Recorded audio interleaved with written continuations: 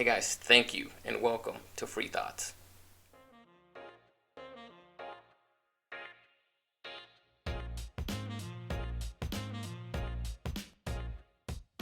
Hey guys, so first of all, I want to say thank you to everybody who made a comment for the last two videos, subscribe. Thank you so much for the kind words. I want to say thank you to Sharon for her kind words and giving me the confidence to continue doing this, even though this is nerve-wracking for me. I want to say thank you so much. Also, thank you to God, obviously, because through Him is why I'm doing this. So I just wanted to get that out of the way because I want to say so much. Just thank you to everybody. I wanted to address also a comment that was left on there, which was asking about my dreams or visions that I've had on cryptocurrency and the world events. I'm sure most of you who follow Sharon, she shared some stories that I shared with her months ago, right? And she asked if she could share them, and I said, sure, why not? She also asked initially months ago that I should do this and I should share some of these stories. I just wanted to address that comment. They said I was planning on to as well, plus some other things that are not necessarily just my dreams, but are interactions that I've had with godly people back from my youth when I was 18, 19, 20, 21, in that range, which was 20 something years ago, that made an impact on my life and said some things that prophesied on me, on things that I was going to experience and things that I was going to see, and giving me some heads up on things that I quite didn't understand back then. And even well into my 20s and 30s, I still didn't understand much. I was trying to make sense of them. I prayed about them, and I had my own feelings, but never anything clear that just said, aha, that's what that is. So yes, I was planning on speaking on those. I had told Sharon that I was going to share a lot of those different things, but initially the first thing that was placed in my heart was just to speak on this crypto and just make it very simple. Nothing technical, nothing crazy that people can't understand. So I'm trying to find a way to just make it very clear. So I'm hoping that I'm doing a decent job at that. But to address that comment, yes, I am going to share my thoughts and share my dreams with you all that I've had, and hopefully bring some confirmations to some people, including myself, and go from there. So I just want to say that first and foremost before we continue moving on with this video. So thank you to everybody. So with that being said, let's get over to our browser so we can take a look at some of these websites that we're going to go over today. Starting off with the Ledger. So here we are. This is ledger.com. So this is where you're going to want to buy your Ledger from if you decide to go this route after this video, or if you know a little bit about it. Hope this helps you out a little bit more. They sell the Ledger on different sites. I highly recommend to go with ledger.com. Just get it from their website because you know you're going to be getting the right product, the correct product, and you're not going to have to worry about it coming in with malicious software in it. The reason I say this is because for those that don't know, they sell this product on other websites, and in instances in the past, they have sold these with malware on them to try to siphon your information out of them. It was quite a bit of them were sold, and there's quite a few people who were affected by this. So to be safe, just buy them from Ledger if you're going to go this route, so you don't have to worry about anything. So the first thing I wanted you guys to see is the Ledger Nano S, which is what I own, what I like, where I store my crypto. As you can see, it looks like a thumb drive. It's about the size of a thumb drive. Here in the US, it's $59. They used to be like $100, but now they have a new model that's Bluetooth instead of having a wire, because this one uses an actual cord to hook up to your laptop. Now they offer it in different colors, so pick a color, whatever color you want, right? This is where you're going to come to get your Ledger. That's the first thing you're going to want to do. This site also helps you. If you want to go here, you can go to their beginner's guide, and walk you through how to use it. It even tells you cryptocurrencies, learning blockchain basics. So you can get a lot of useful information from this site just by skimming through it and reading it.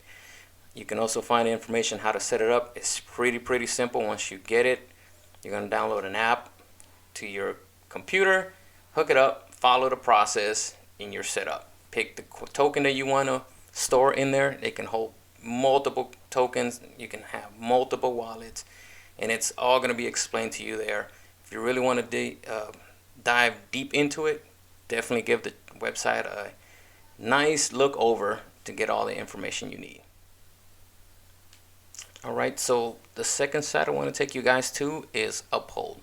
I'm not sure what countries have Uphold, but here in the US, I would say Uphold's probably the second or third major exchange behind Coinbase or maybe Binance US. I like Uphold because it offers some crypto tokens that Coinbase doesn't have.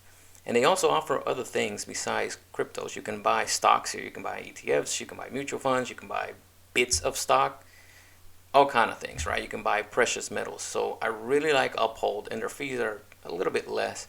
So what you're going to want to do is obviously sign up, create an account. It's pretty simple, just like creating any account with any other website. Once you're there, we'll take you in here because I'm already signed in. Once you're in there, this is what your page is going to look like. It's pretty straightforward. I would have to say Coinbase is a little bit simpler, but this is pretty simple, right? So you can see this area here is where you're going to be able to buy. I have my credit card set up so I can buy, put how much you want to buy from where, which is my credit card, put how much in US dollars. If you're using the pound, if you're using the euro, you can change it here, and then to what you're wanting to buy, right?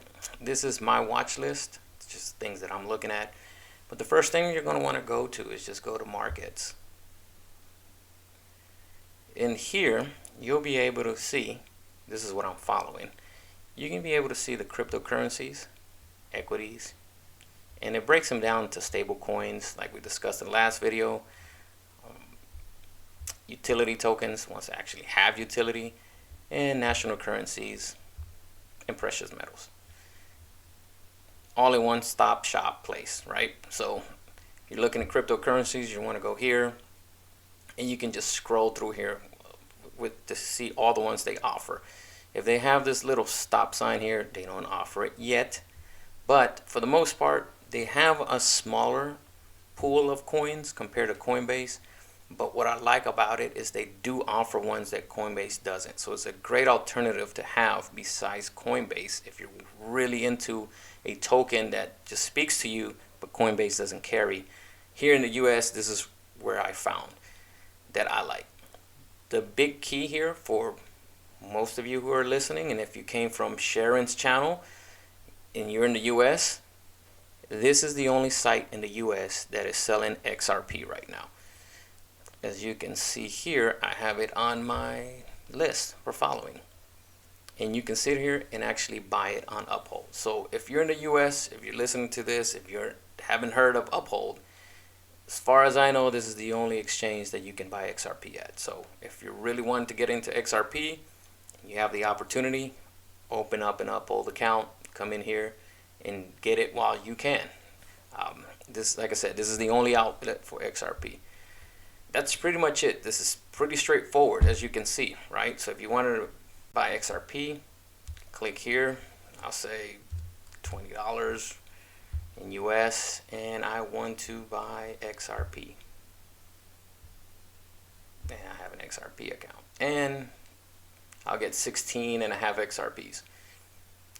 Simple as that. That's it. So if you're new to crypto, as you can see, it's not as hard as you may think it is. That's it. Once you have it, it's in your crypto wallet there on the exchange. If you've listened to anything that I have said in the past, you know that I'm big on keeping your crypto in your ledger. So, I mean, if you're going to have $10, $15, that's fine. If you're doing a big transaction, if you're talking thousands or even hundreds of dollars, I highly suggest you send it to your ledger. Do not leave it on these exchanges. If you're new to crypto, I'll tell you, several exchanges have been compromised in the past before.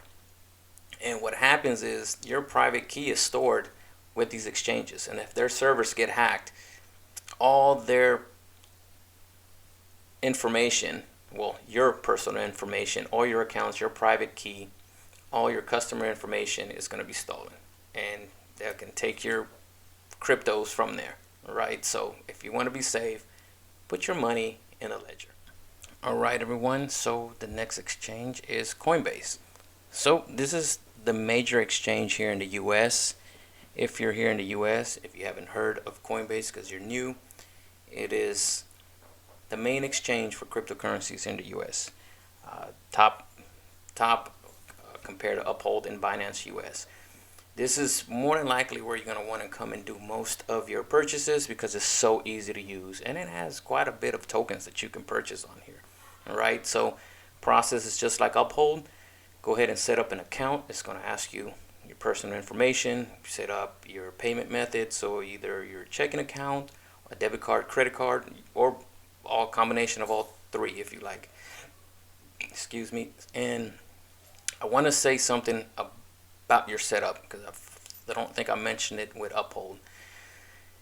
You're going to be asked to upload a picture of either your passport or your physical ID, your driver's license, which is what we mostly use here in the US, right? Don't freak out. I know this is not common practice here. Normally when we set up an account, it just asks for our information and we plug it in.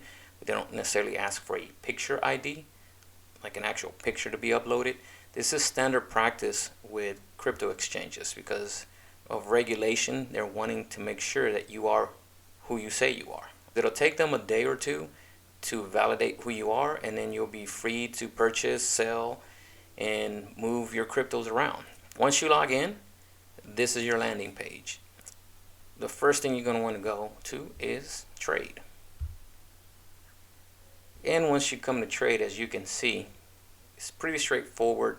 You have your list of cryptos that they offer, and it's an extensive list here with a big blue button that tells you to buy. So that's it. That is all that is to it when it comes to Coinbase. For me, I have my bank account set up, put the amount, and it buys it for you. As you can see, I have a few here that I'm watching. It's my favorite ones. You can make your list, and then you can, when you go to your landing page, it's just going to have all your favorite ones, right? If you don't want to see the rest of it. That's about it when it comes to Coinbase. That's how simple it is to get into your first cryptos. I do want to make a note when it comes to Coinbase or Uphold or any exchange. Like I mentioned when we were discussing Uphold, if you're going to purchase quite a bit of crypto, please, please, please send it to your ledger or a different type of wallet. I hope for those that are new that this helps explain a little bit about exchanges and your ledger and how your ledger actually works. Like I said, your ledger, I'm not sure if I spoke on this, but your ledger doesn't actually hold your crypto. That's a misconception. What it holds is the private keys to the wallets that you created to hold your crypto. Your crypto is going to be in the blockchain, in that specific crypto blockchain that it lives in. All right, and that blockchain is out in the internet. So your crypto is there. It's not in your ledger wallet. What you're going to hold and store there are your private keys, which is critical to owning your own crypto. If you leave it on the exchanges hold that private key.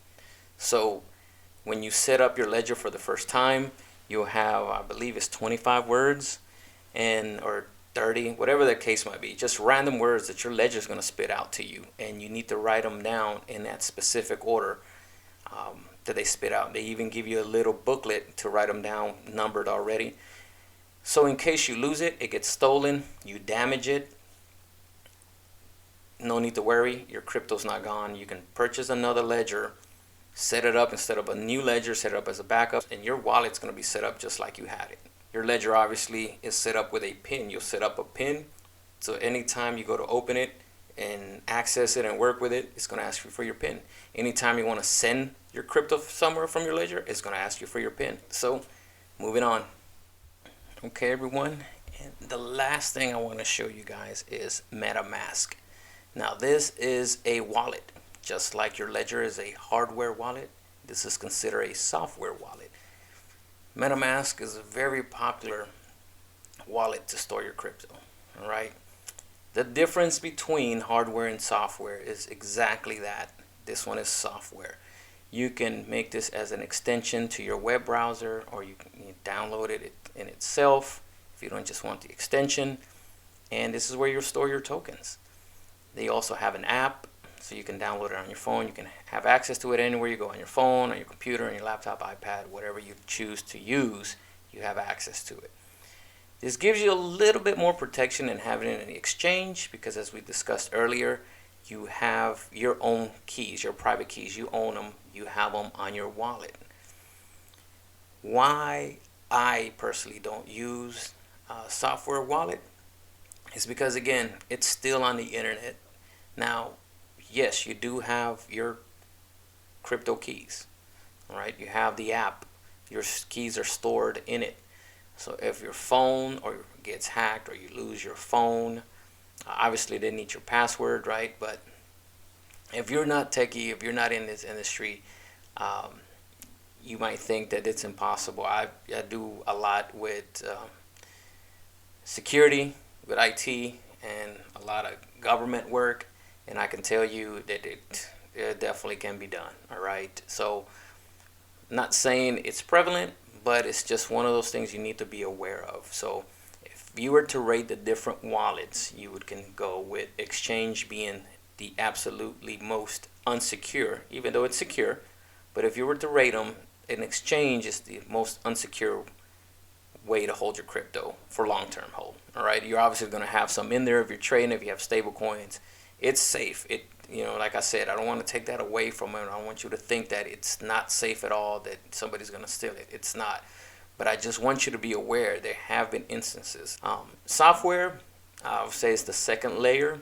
You own it. You own your own keys, so nobody can take them from the exchange. But you still have them on your phone. You still have them on software. You're running them on the internet, correct? So obviously you are very, very well aware of what can happen on the internet with your personal information. So that's why I would say it's better than having an exchange, but it's still not as safe as having them outside of the internet. And the third layer would, for me personally, would be like I said, your hardware wallets, that your private key is never shared. It never leaves that ledger. It doesn't go onto the internet. So MetaMask here, as you can see, you can read through here. It's just telling you a little bit about it. Own your own data. It generates the passwords and keys on your device. So only you have access to your accounts instead of the exchange having your passwords, right? Your keys. And you always choose what to share and what to keep private. Okay. But like anything, it's software. All right, guys. So I hope this video helped. I hope that it was clear and simplistic enough for all the new crypto people, right? The beginners. Okay. If you're not a beginner, just bear with it. I know you probably know a lot of this stuff, if not all, and it's like almost babyish. But for those that don't know, those are the people who I really want to make this content for. At least these first few videos, all right? The other videos that don't have anything to do with crypto is going to be for everybody. But I that was what was placed in my heart, to speak to those who just have no earthly idea where even to start, right? Just everybody tells you to go buy crypto, but they don't tell you how it works, what to do once you buy it, and what are the risks, what are the rewards, all that good stuff. Okay, so thank you for everybody. I think this is going to be the last video I do on crypto, just because I covered everything that was placed in my heart, just the few types of cryptos, okay, just to get you an idea what they do, and then it's up to you to go research, not all of them, but it's just more, okay? How to set up your wallet once you do, and where to go buy it. So, I mean, like I said from the beginning, it's going to be a very simple videos. So from this point on, if there's comments then that I can address, I'll either make a video if it's a very detailed comment, you want detailed information, or if it's just something simple, I'll just put it in the comment section. From this point on, I think we'll just I'll start sharing just whatever comes to mind. I spoke with Sharon, and I was letting her know it was kind of funny how I was speaking to God. So I normally, what I do, I have a long drive to work in the morning, and I'm sorry, in the morning, and I use that time, at least part of that time, to turn everything off, radio, everything, in solace, and just talk to God like I'm talking to you guys, just normal voice, either in my head or vocally out loud, and I am just asking Him for confirmation of things, giving Him thanks and praises for the things He's shown me and the things He's done for my family and I. And in one of those, I shared with her that I said it's funny because I was asking Him, I said, hey, I don't know what to talk about on here. I have no vague idea where I'm going to start. I know crypto, but I don't know exactly what you want. And what I received was that do your crypto videos and I'll give you content. Yeah, so I'm still like, okay, not exactly what I was looking for, but I got something, and I shared that with Sharon. That I said, hey, what do I need to speak about? And he's pretty much just said, hey, don't worry about that. You don't worry about that. Do what I'm asking you to do, and I'll start speaking to you once you start making videos. Because I was actually, what I asked them was that, hey, I haven't heard from you. I can't hear you as much. You're not talking to me for a while. And that's what came was, well, I'll start speaking to you once you start making videos. So I hope that wasn't just in my mind, because I'm just hoping that he does start speaking to me on what to say. So I know I'm going to share some of the stories that Sharon shared with you guys and a few other things as discussed earlier. So we'll go from there. So thank you again for everybody who's watching, everybody who's listening. I'm trying to work on this video stuff still, so bear with me. But thank you, everybody who's watching. Thank you. And until next time, see you guys.